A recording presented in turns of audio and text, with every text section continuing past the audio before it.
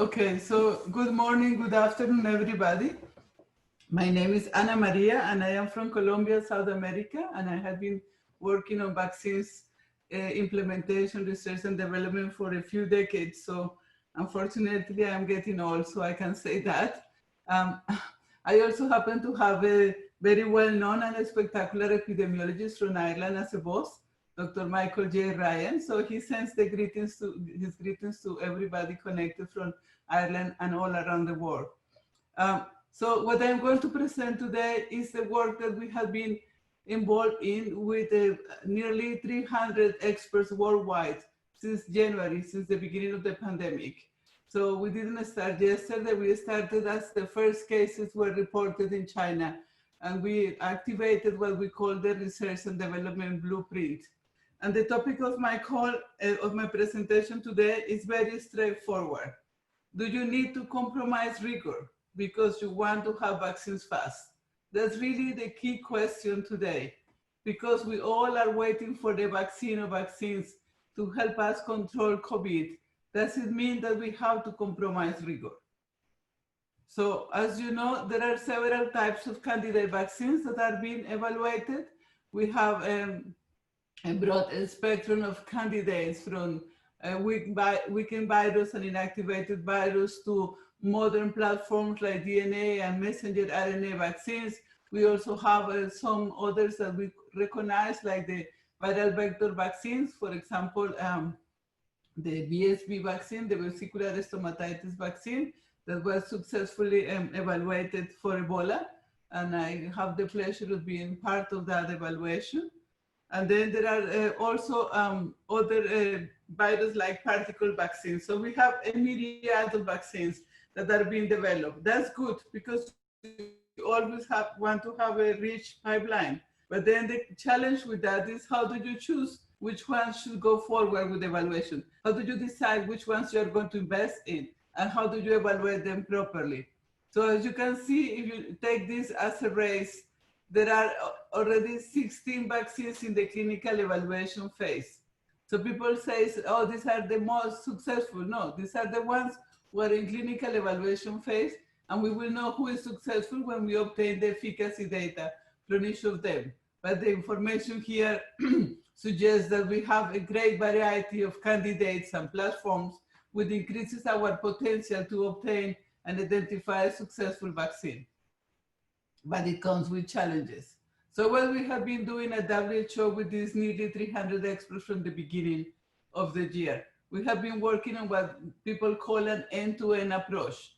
So what happens is we thought, okay, how do we get the vaccines from where they were in January to being deployed? And then we went through the preclinical phase 1 and phase 2 phases and identify what could be the challenges. So we work on assays and since it was a new virus, we needed all the researchers to talk about which assays they were developing, what were the challenges, how they were standardizing them, if they could share virus or probes between them, etc. We also have nearly 100 animal research experts talking about the different animal models that were testing, how they were challenging the animals, what observations they were making in terms of immunogenicity or expression of disease in these animals with those they were using for the challenges. And we prepare all that in the state-of-the-art live reviews. Then we talk about how can we know which kind of vaccines do we need and do we have. So we have a live landscape of vaccines that is available on the web and updated every 3 days, so everybody can see which candidate vaccines are available. Then we discuss, people will wonder, among the nearly 200 candidate vaccines, how do you choose which ones should be supported or move into clinical phase? So we have an independent group of experts looking in what are the criteria for vaccine prioritization for further evaluation during the clinical phase. And then finally, the question was, what is the kind of vaccine that will be required from the public health perspective?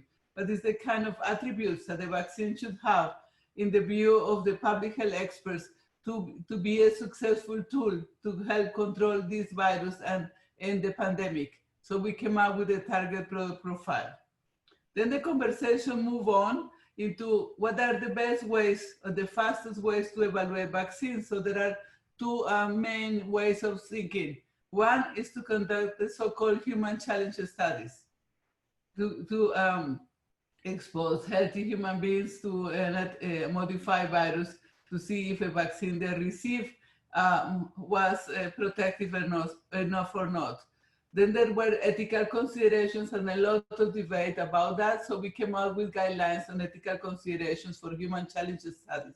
And then we felt that it was very important to put on the table all the operational steps that are required if we are going to move forward with a human challenge study. What is what you need to have? All the discussions on isolation, all the discussions on rescue therapy, all the discussions on dose and dose escalation, follow-up for safety, etc. So we prepared a guideline for the operational implementation and the design of human challenge studies for COVID.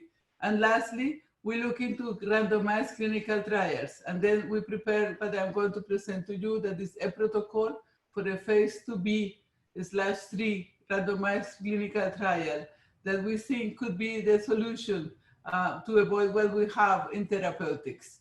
There were many trials uncoordinated with not enough sample size, and 6 months later, only a few of them have provided robust estimates.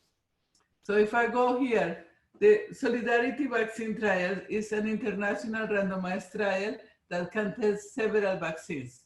So the idea is to have prompt, because we are talking about the speed, efficient, so that when it's implemented, it's done in a simple way, to the point, collecting the information important for public health and for policy making, that the data is reliable, and that we can test several vaccines at the same time. The other thing that the trial endorses is the need to evaluate both the efficacy and the safety of the vaccines, and also the identification of those appropriate vaccines for deployment. Because, of course, the most important thing in everybody's mind is how can you test a vaccine, find out whether or not the vaccine is efficacious, or the vaccines, but also how you can move fast to the deployment, to the vaccination of large numbers of people. So this is a platform to get rapid, robust answers. Why? First, because it allows you to evaluate several candidate vaccines simultaneously. And the important element of this is that you cannot only have several vaccines, but the vaccines can join when they are ready. So in other words, not all the candidate vaccines have to fulfill the criteria on August 1st. For example, on August 1st could be 2 candidate vaccines who are ready to start, and later on in September, October, or additional 2 or 3 candidate vaccines can join the trial without detriment to the ones who enter early or the ones who enter late.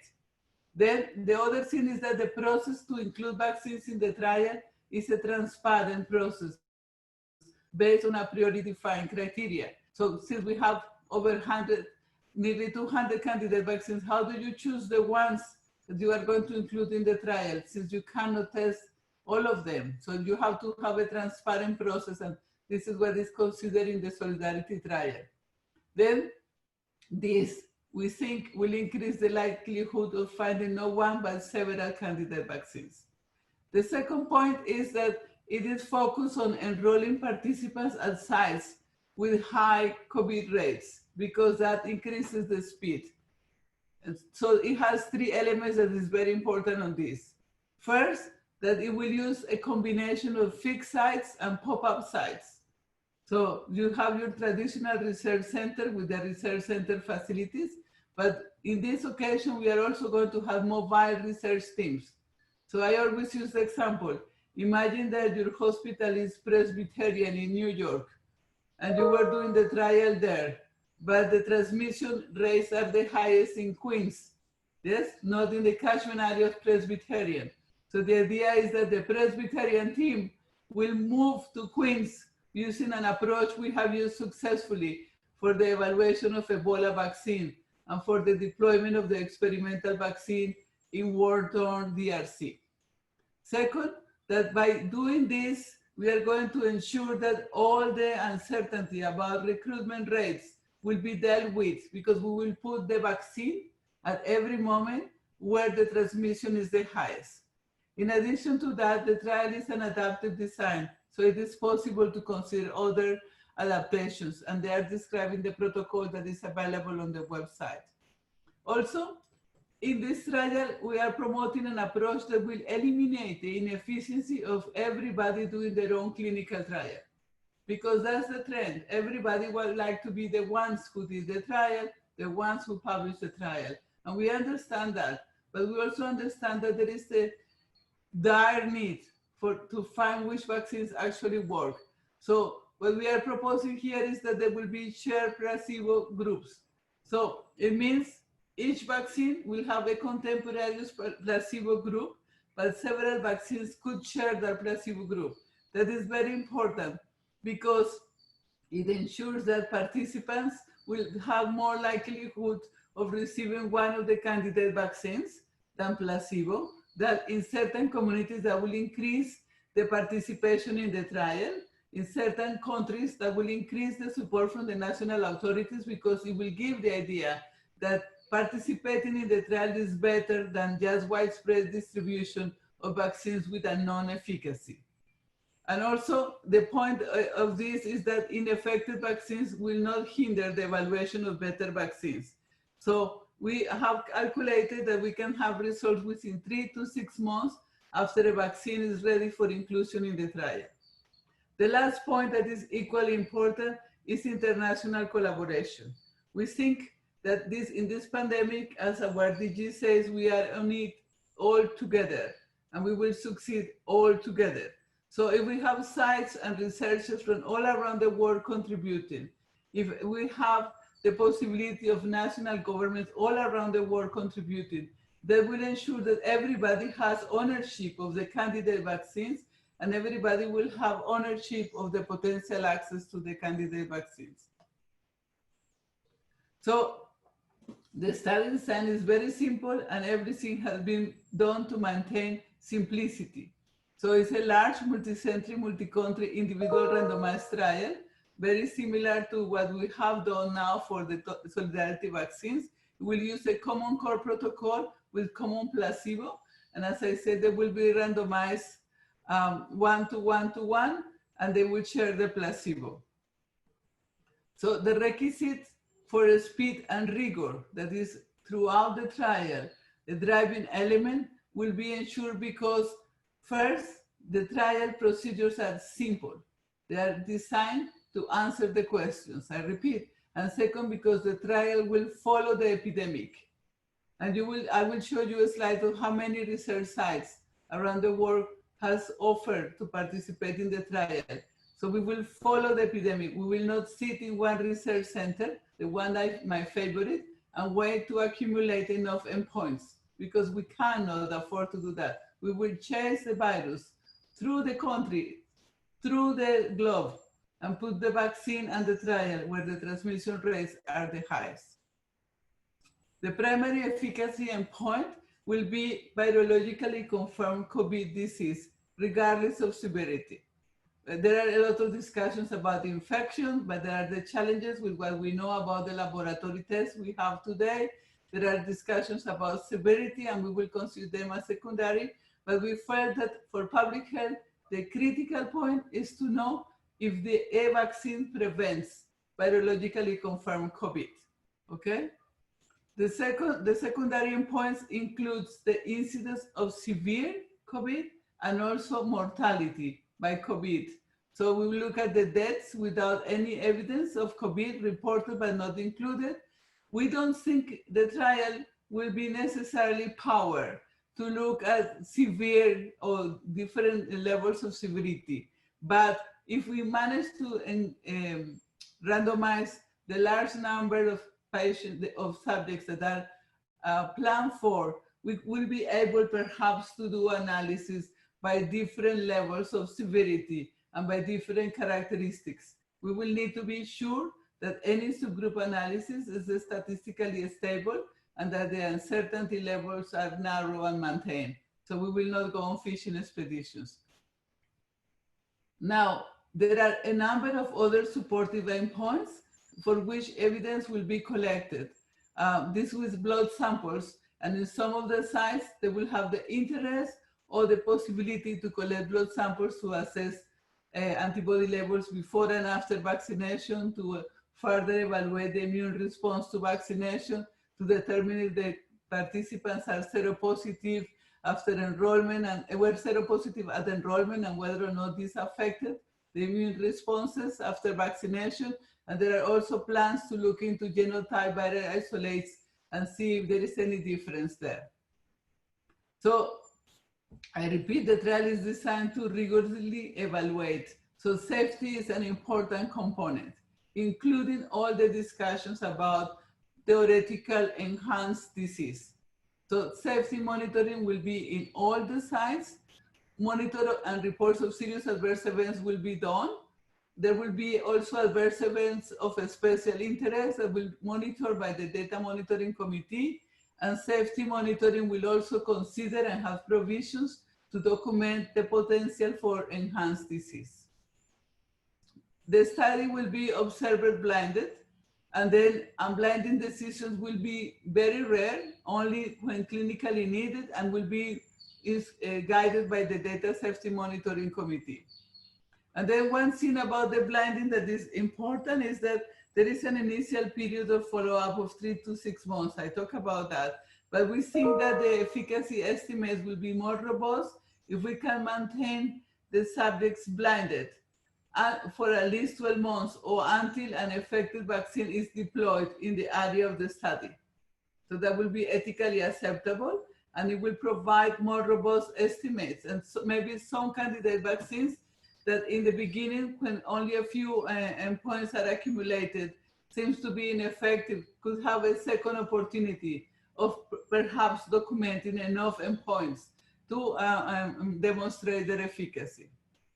The follow-up will be active, and we are discussing, and we already have experience, for example, in the Congo, where we vaccinated 300,000 people with the experimental Ebola vaccine in Eastern Congo, and we use automatic tablets and telephones and visits, and we ensure 95% compliance with follow-up visits. So we are going to put all our experience in difficult environments to ensure this happens even in well-resourced environments. The sample size. This study is endpoint-driven, and this is very important. What will define the sample size is how many endpoints we have, and the minimum number of endpoints that is been estimated to have robust estimates is 150 cases of COVID across the 2 arms. That provides sufficient power to detect a predefined target level, rejecting the null hypothesis that the vaccine efficacy is less than 30%. And this is very important because we have seen that some of the study designs that are being proposed include lower bounds that accept 0% as the lower bound. So there is an increased possibility that the efficacy estimate that was obtained in such less rigorous success criteria will mean that we end up deploying a vaccine with very poor or no efficacy, with all the negative effects it can have for the COVID program and for vaccination at large. So I repeat, we think that in this epidemic, it's not the time to lower the rigor with which we assess vaccines. That it's very possible to obtain sufficient evidence to have at least 150 endpoints across the 2 study arms. To achieve that, if you have a location like in New York with 1% attack rate, if you enroll nearly 20,000 people and randomly vaccinate them, you will be able to achieve this. And as a challenge for researchers in well-resourced environments, our colleagues from Guinea and Congo were able to vaccinate with fully informed consent nearly 15,000 people per week after traveling to remote villages in armored vehicles. So it is possible, and our colleagues from Africa have set the standard with the GCP compliant pivotal trial that led to the license of the Ebola vaccine. So we don't accept that it's not possible to recruit that, because it has been done before. It was also done in the 50s when the polio vaccines were evaluated. And millions of people, thousands of them, get vaccinated every day through the immunization program. So we think it is very possible. And the feasibility is really not an excuse to put on the table in these circumstances. Now, the efficacy will be monitored, and this is part of the adaptive design. So there will be pre-specified monitoring guidelines and boundaries that will be considered by the Global Data Safety Monitoring Committee, and this may lead to halting the randomization for one or more arms. Early monitoring for benefit is also critical because we want a speed. We want to be sure that as soon as we have sufficient robust evidence that the vaccine or vaccines have efficacy, that the DSMC tell the planet that this information is now available. So it is really possible to organize this global trial. So we already have 200 research sites from all around the world who voluntarily register at the WHO website and say, we want to participate and contribute to this trial. Nearly 200. They are from all over the world as indicated in this map. We already have 2 teleconferences with them, and we are moving with the preparation for the operational guidelines, the SOPs, the informed consent forms, etc., and the governance for the trial. If we achieve this, it will be spectacular because as you saw, for example, for the Solidarity Trial for Therapeutics, when we started, most of the cases were in Europe. This is how the UK recovery trial managed to accumulate such a large number of patients successfully, which is good for public health. But now the pandemic is not in Europe. The epicenter is in South America and in Asia. So now the Solidarity Trial for Therapeutics is the trial who is recruiting the fastest number of patients, hospitalized patients every week, because we were ahead of the wave. While we were working with centers in Europe, we opened research sites in South America, in Africa, and in Asia, which allow us now moving forward to be able to evaluate additional repurposed drugs, but also to evaluate immunomodulators and monoclonal antibodies in a speedy way. That's exactly the model we want to have for the vaccines, that we have sites everywhere ready and an operational guideline so that they can do it. Now, I want to explain again, this site is unique because it will not be only the standard fixed research sites, but also will have these temporary pop-up research sites. And just to explain to you how I should have put the picture, how a temporary research site works, it came from a discussion with several of our collaborators. It's like having the box when you go to IKEA and buy the box to make a table. You open and you have the SOPs on how to make the table, and inside you have every element that we need to put the table together, including the tools. So we have done that. We prepared these boxes that says follow up or vaccination, and inside each box you have everything the team will require to vaccinate, to consent and vaccinate 200 people. Another team will have the box with everything they will require to do the follow-up of 200 people. So the teams travel with tables and chairs that are plastic foldable and tents, and they set up ground anywhere in the planet. And when they open it up, they set it in the same way everywhere. So if I were to show you photographs of Guinea, Sierra Leone, Congo, and different locations, you will think it's a picture of the same place. It's because through GCP, the teams repeat again and again the same movements, the same preparations. And that allows you to put the vaccine where the disease is. So you accumulate endpoints faster. Then, so we think that this trial has substantial advantages over the idea of going with my favorite research site with my vaccine, because The use of the shared placebo group maintains blinding and creates a substantial efficiency. Less people will have to receive placebo, and then this accelerates the evaluation. If several vaccines are evaluated, as I mentioned, participants are more likely to get one of the active vaccines, therefore promotes participation. Evaluating the vaccines at all sites avoids the luck that is required when you choose one site and need to wait for the transmission rates to be sufficiently high for you to accumulate endpoints, or to be maintained high for you to accumulate endpoints. And overall decreases the cost of vaccine evaluation. So we think this trial will provide sufficient evidence of efficacy and safety to inform regulators, policy, and to inform WHO's decision on deployment. We also think very important that reliable evidence of a benefit big enough for public health is important, so that everyone has confidence on the need to achieve high immunization levels with whatever vaccine that is being deployed. Thank you very much.